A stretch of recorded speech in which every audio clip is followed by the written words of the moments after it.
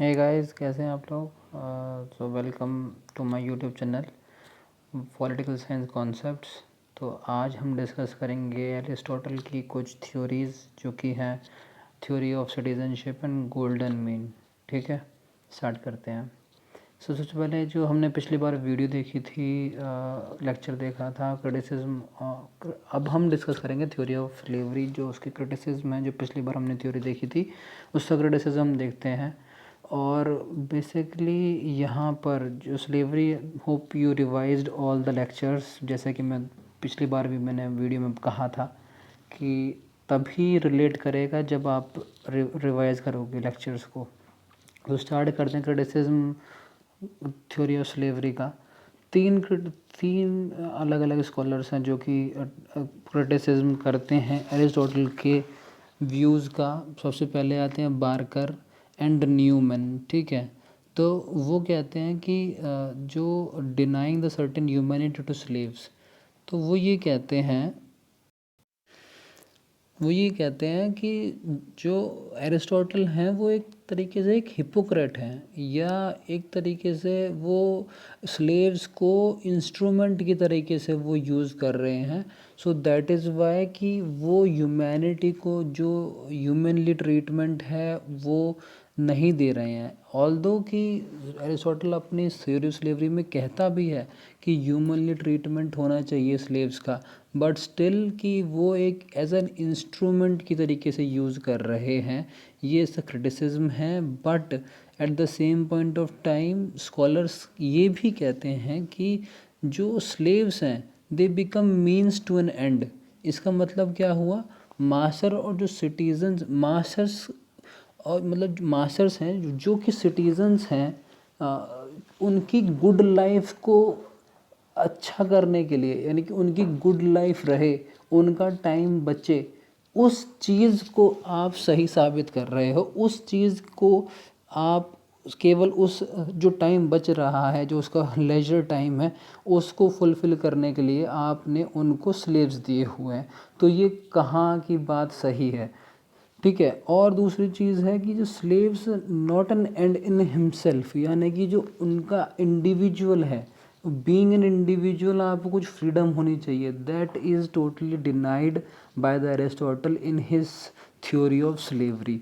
ठीक है, आगे बढ़ते हैं। एंडी स्मिथ कहते हैं कि any advantage to slave is accidental not really intended. इसका मतलब ये है कि मास्टर्स जो हैं, masters not have the intentions to make them better, यानी कि मास्टर्स खुद नहीं चाहते हैं कि जो स्लेव्स हैं वो अच्छे हों। यानी कि अगर उनको इतनी ही चिंता है तो वो सिर्फ उनको सारा काम क्यों करवा रहे हैं। अगर उनको अच्छा ही करना है तो टेक देयर क्लासेस, उनको सारा ज्ञान एक ही बार बैठ के दे दो ना। क्यों उनसे इतनी ज़्यादा मेहनत करवाए जा रहे हो आप। ठीक है, तो हो गया तो हो गया। अगर मतलब मास्टर का तो सिर्फ यही कहना है कि अगर वो मेरे साथ रहकर अगर वो ठीक हो गया, यानी कि उनमें रीज़न आ गया, अगर आ गया तो आ गया, नहीं आया तो नहीं आया। तो they are not taking their responsibilities very seriously कि भाई अगर कुछ लोग ही रीज़न डेवलप कर पाते हैं मास्टर्स के साथ रहकर, तो that is not at all responsibility of the masters, तो वो उनका ही फॉल्ट रहेगा। फिर बाद में पूपर कहते हैं, जो कि प्लेटो को भी काफ़ी कुछ सुना चुके हैं। पूपर कहते हैं कि his reactionary move defend his own testimony to anti slavery tendency in Athenian democracy. तो वो ये बोलते हैं कि जो उनका जो मूव है वो एक्चुअली डेरोगेटरी है। यानी कि जैसे कि मैं आपको एक एग्जांपल देता हूँ कि मतलब पूपर ये कहना की कोशिश कर रहे हैं, एरिस्टोटल एक तरीके से स्लेवरी को सही ठहरा रहे हैं अपनी थ्योरीज़ में। और अगर हम अथेनियन डेमोक्रेसी की बात करें, वहाँ वो उनको क्रिटिसाइज़ कर रहे हैं। तो ये तो वही वाली बात होगी कि घर पे कुछ और बाहर कुछ। अगर हम इसका एग्जांपल लें कि भाई आप ट्विटर पे बैठ के ब्लैक लाइव्स मैटर का ऊपर ट्वीट करें, और अगर फिर बाहर जाके या अपने घर में ही आप किसी नाम के ऊपर या फिर मतलब किसी के रंग के ऊपर आप टिप्पणी करें, तो ये तो वही वाली बात होगी ना कि घर पे कुछ बाहर कुछ आप मतलब हो अंदर से कुछ और दिखाना कुछ और चाह रहे हो। तो ये सेम चीज़ एरिस्टोटल कर रहे हैं, ठीक है। तो और उसमें एक चीज़ और ये एरिस्टोटल कर रहे हैं, वो डिफेंड ये कर रहे हैं कहकर कि मैं टॉर्चर तो नहीं कर रहा हूँ ना। डज दैट मीन कि आप स्लेव्स रख रहे हैं अपनी थ्योरी को जस्टिफाई करने के लिए? तो ये भी तो गलत है ना कि भाई ठीक है आप टॉर्चर नहीं कर रहे हो, पर दैट डजेंट मीन्स कि जो उनके राइट्स हैं, उनकी फ्रीडम है, आप उनको कर्टेल कर रहे हो और स्लेव्स रख रहे हो। तो ये भी तो एक चीज़ गलत है ना। तो इस चीज़ के ऊपर भी पूपर उनको खूब सुनाते हैं। आगे बढ़ते हैं, थ्योरी ऑफ सिटीजनशिप डिस्कस करते हैं। थ्योरी ऑफ सिटीजनशिप सबसे पहले आता है कि consider the citizen as genus. Genus क्या होता है? जीनस एक पहले की स्टेप होती है टू बिकम एन स्पीशीज, ठीक है। तो वो है। तो उनका इस थ्योरी में मानना है कि not every one will become the citizen of the country. उनमें कुछ रीज़न होना चाहिए, और रीज़न किसके अंदर होगा? मास्टर के अंदर होगा। मास्टर कौन है? House hold of the Greek, ठीक है, जो मैन है। यानी कि जैसे मैंने पिछली बार भी डिस्कस किया था, वरना स्लेव्स के पास इतनी सिटीजनशिप है ना, ओल्ड के पास है ना, चिल्ड्रंस के पास है ना, वीमेंस के पास है। ओनली जो मैन है उसके पास ही रीज़न है, उसके पास ही रैशनैलिटी है। वो तभी स्लेव्स को रख रहा है ताकि उसके पास लीजर का टाइम बचे, वो अपनी स्टेट्स में एक्टिव पार्टिसिपेशन दे सके, और एक्टिव जो फंक्शनिंग है स्टेट्स में, फॉर्मुलेट लॉज और take part in their activities of the state, तो वो ये कर सके। इस वजह से वो सिटीज़नशिप उसके पास है, ठीक है। और जीनस का मतलब है कि एक हायरार्की है। Before becoming a species you need to have some reason, ठीक है। अब स्लेव्स ही हैं जैसे कि नॉर्मल ह्यूमन बीइंग हैं, तो उसको रीज़न जिसके पास होगा वो स्पीशीज़ होगा, और जीनस वो होंगे जिसके पास रीज़न नहीं होगा। तो ये हायरार्की आपको फॉलो करनी पड़ेगी, तब जाके आपको सिटीजनशिप मिलेगी। एरिस्टोटल ये कहना चाहते हैं। Before becoming a citizen possess some certain features, यानी कि कुछ आपको प्री रिक्विजिट फीचर्स आपके पास होने चाहिए, जब ही एक सिटीज़न आपको माना जाएगा। और वो जो फीचर्स हैं वो क्या होंगे? तो फीचर्स हम डिस्कस करते हैं। और बेसिकली एक्चुअली होगा भी नहीं, मतलब कोई ऐसे फीचर है नहीं, बट स्टिल एरिस्टोटल ये कहते हैं कि जिसके पास रीज़न है, जिसके पास रीज़न है, जो कि मास्टर के पास है, वो ही केवल सिटीज़न है, बाकी लोग सब ऐरे गहरे नत्थु गहरे हैं, ठीक है। तो अब थर्ड स्टेटमेंट है कि citizenship is not passive. Citizenship passive इस वजह से नहीं है कि जैसे मैंने आपको बताया अभी कि ओल्ड के पास, चिल्ड्रंस के पास, ठीक है, और जो विमेंस हैं उनके पास, ठीक है, स्लेव्स के पास, किसी के पास भी सिटीजनशिप नहीं है। जस्ट बिकॉज कि उनके पास रीज़न नहीं है, इंटेलेक्ट नहीं है, रैशनैलिटी नहीं है, वो नहीं सोच सकते कि किस तरीके से स्टेट अच्छा काम कर सकता है। तो उस वजह से एरिस्टोटल ने उनको डिनाई किया है सिटीजनशिप के लिए। एरिस्टोटल आगे कहते हैं कि citizenship is a privilege and duty.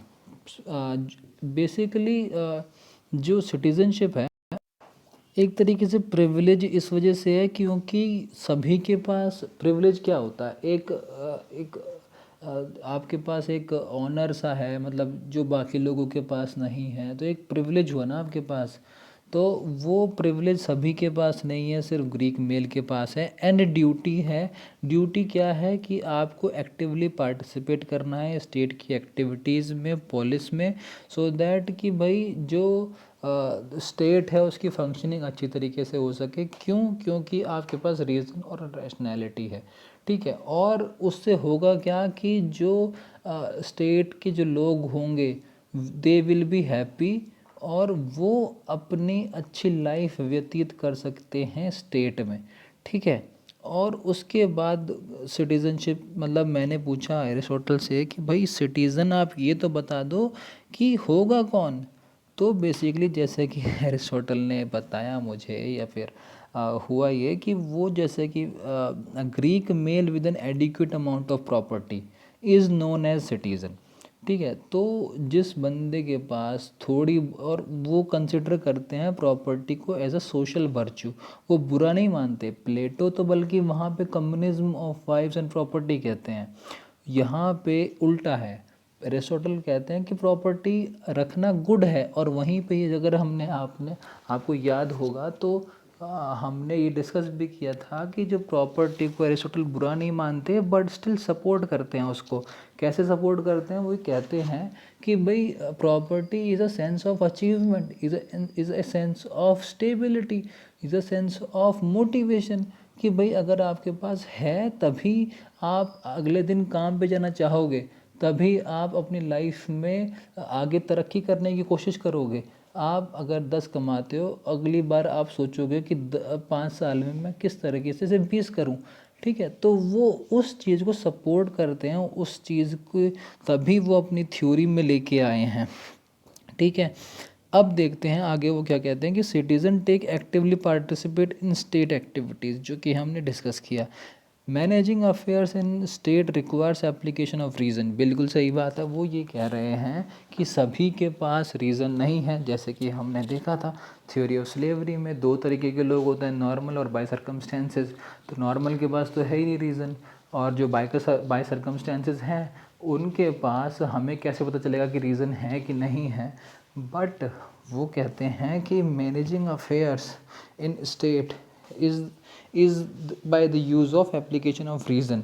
तो वो ये कहते हैं कि सभी के पास नहीं है, केवल जो ग्रीक मैन हैं उन्हीं के पास रीज़न है, तो they can manage the affairs in the state. ठीक है, उसमें फिर आगे कहते हैं कि ना कि वुमेन, ना ही ओल्ड, ना ही चिल्ड्रन, ना ही स्लेव्स, किसी के पास इतना रीज़न नहीं है कि वो स्टेट की एक्टिवली उनकी पॉलिटिक्स को समझ सकें, स्टेट की फंक्शनिंग को समझ सकें। उनमें इतना रीज़न नहीं है कि वो स्टेट के लिए कुछ योगदान दे सके।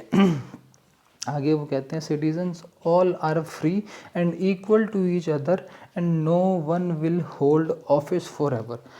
उसकी लास्ट वाली स्टेटमेंट ये बड़ी अच्छी है। वो ये कहते हैं कि कोई एक बंदा ही रूल नहीं करता रहेगा। जैसे कि हमने प्लेटो में देखा था कि जो फिलोसफर किंग है वो भी एक बंदा नहीं होगा, वो भी होंगे 2 4 6। ठीक है, जिस समय कि हमने थ्योरी ऑफ रिवोल्यूशन में देखा था कि भाई जब रिवोल्यूशन होता है तो वो खींचते हैं कि यार जब वो एक बंदा ल्योर हो गया है बाय द मटेरियल पोजीशन, तो वो उसको कन्वर्ट करने की कोशिश करते हैं, उसकी ब्रेन वॉश करने की कोशिश करते हैं कि भाई वो वापस स्विच हो जाए फिलोसफर किंग में टू रूल। ठीक है, तो इसी तरीके से सिटीजन्स जो हैं, no one will hold the office for ever, ताकि करप्शन, नेपोटिज्म और इस चीज़ को रोका जाए। ठीक है, तो वो यहाँ पे बिल्कुल प्लेटो से सिमिलर एग्री करते हैं। Citizen all are free and equal to each other, यानी कि कोई ऐसा डिस्टिंक्शन क्रिएट नहीं करते जैसे कि प्लेटो करते हैं कि भाई ये प्रोड्यूसिंग क्लास हो गई, मतलब ऐसा थ्योरी ऑफ स्लेव्स तो वो करते हैं कि भाई जिसके पास रीज़न नहीं है, बट ऐसा कोई डिस्टिंक्शन नहीं करते। ऑल्दो हाँ, ये बहुत कॉन्ट्राडिक्टरी स्टेटमेंट है, क्योंकि वुमेन्स को भी वो डिनाई कर रहे हैं, ओल्ड को भी डिनाई कर रहे हैं, चिल्ड्रंस को भी डिनाई कर रहे हैं। ठीक है, और फिर वो बोलते हैं कि जो बंदर इसके पास रीज़न है, मैन के पास रीज़न है, वही केवल एक्टिवली पार्टिसिपेट कर सकता है स्टेट में। ठीक है, ठीक है, आगे बढ़ते हैं। हम कवर करेंगे अब थ्योरी ऑफ गोल्डन मीन। इसमें ये कहते हैं कि good state is not possible without ethics. Aristotle का ये मानना है कि एक्चुअली जब हम 21st सेंचुरी में या 2021 में हम देखते हैं कि अब ये बातें वैसे तो बकवास हो गई हैं बिल्कुल। अब तो थ्योरी पॉलिटिक्स और एथिक्स का कोई रोल ही नहीं रह गया है, ना ही आपको देखने को मिलता है। But at that point of time ये बहुत ज़्यादा ज़रूरी था प्लेटो के लिए भी, और एरिस्टोटल भी इसको मानते हैं कि जो पॉलिटिक्स है और एथिक्स है that will lead to good state, ideal state. ठीक है, तो वो ये सिमिलर कहते हैं कि good state is not possible without ethics. आप बिना एथिक्स के गुड स्टेट की कल्पना नहीं कर सकते हो। Good citizens possess some virtues and qualities. तो थ्योरी ऑफ गोल्डन मीन को समझाने के लिए वो कहते हैं कि भाई हम आइडियल स्टेट की तो बात कर रहे हैं, बेस्ट पॉसिबल स्टेट की तो बात कर रहे हैं, बट जो उसमें सिटीजन्स होंगे उनके अंदर भी तो कुछ सम वर्च्यूज़ और क्वालिटीज़ होनी चाहिए, तभी तो हम आइडियल स्टेट बनाने की या बेस्ट पॉसिबल स्टेट बनाने की बात करेंगे।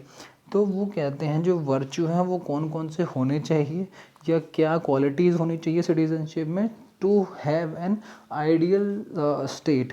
ठीक है, और वो ये बोलते हैं कि गोल्डन मीन यानी कि वर्च्यू ये क्या है एक्चुअली। वो ये कहते हैं कि it is regarded as the mean between excess and deficiency.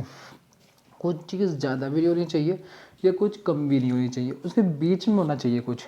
जैसे कि हम मतलब मैं टोटली ये नहीं कह रहा हूँ कि जो मैथमेटिक्स में हम लोग मीन निकालते हैं कि वो 5 होना चाहिए 0 से लेकर 10 तक का, तो वो 5 नहीं है, वो इट इज़ नॉट लाइक, वो थ्योरी मैथमेटिक्स वाली यहाँ एप्लीकेबल नहीं होगी, बट वो कहते हैं कि कुछ इसी तरीके से यहाँ पे एक मीन है जो कि बिल्कुल ना एक्सेस हो ना ही बिल्कुल डेफिशिएंस होना चाहिए, बीच का एकदम मार्ग।